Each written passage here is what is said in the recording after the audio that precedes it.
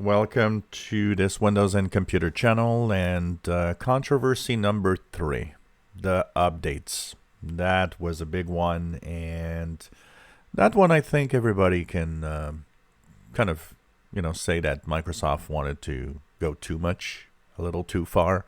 With 2 major updates a year, Windows 10, that was too much. And actually, it came to a toll on Microsoft itself. So when Windows 10 came out in July of 2015, they had said we're going to have 2 updates a year. And this is going to be 2 big feature updates that's going to tweak Windows and add features and change features. And the problem is 2 things. There's twofold here problem.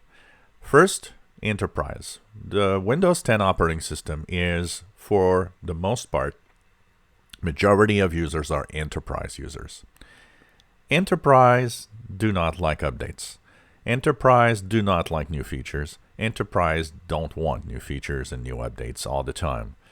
And they had to actually change the schedule of updates to enterprise to make it a little longer because businesses were going crazy. Users were also going crazy, and we know that through time, some of these feature updates weren't, let's say, the best quality updates that we could have. And some people had issues. A few of them were a little worse than others. And all of that together probably put a big strain on Microsoft itself and the Windows team. And it came up with, we want to do 2 updates a year, but we ended up having years with only 1 update.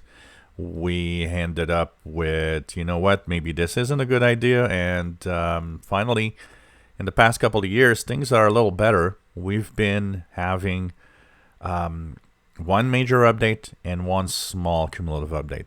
And I think that pace is much better than 2 major updates per year, which was way too much. Also, it was always mandatory for a long time. Now they're relaxing the rules. They actually understand that people are annoyed and tired of major updates all the time. So what happened is that now they give us 18 months per feature update. So there's a little more time to just relax and stay on whatever version you wish to stay on, which is totally fine, honestly.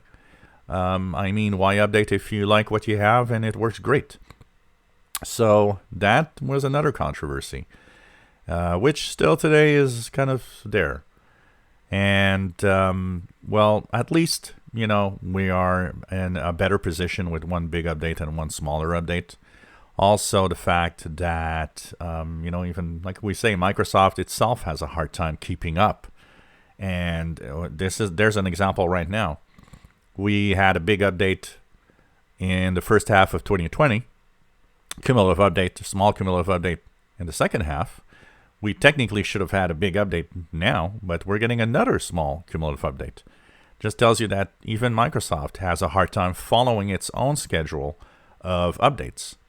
So imagine if Microsoft has a hard time following the schedule, maybe it's not a good thing to have so many big feature updates. So it also shows because according to all the statistics that I see, since the version 2004 May 2020 update last year, the 2 updates that are arriving, so the one that you might already be on, which 20H2 or the October 2020 update, and now 21H1, the amount of background noise, people complaining of issues, has gone down. That shows that, when you don't play around with big updates with new features, you're actually fixing things and the operating system actually runs better. So we'll see the future, but at least there has been a change. And who knows? Maybe we in a non too far future, they'll understand that, why more than once a year? Every major operating system does not have more than once a year. Why does Windows and why Windows should have more than once a year? It's kind of a nonsense, especially for the way that Windows is and where it's used. Let's hope Microsoft understands that. If you enjoy my videos, please subscribe, give us thumbs up. Thank you for watching.